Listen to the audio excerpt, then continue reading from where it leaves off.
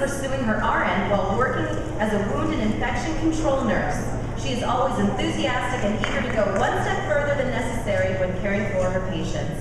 Allison loves working with the elderly, and her patients can sense her compassion. She is truly an asset to the nursing profession.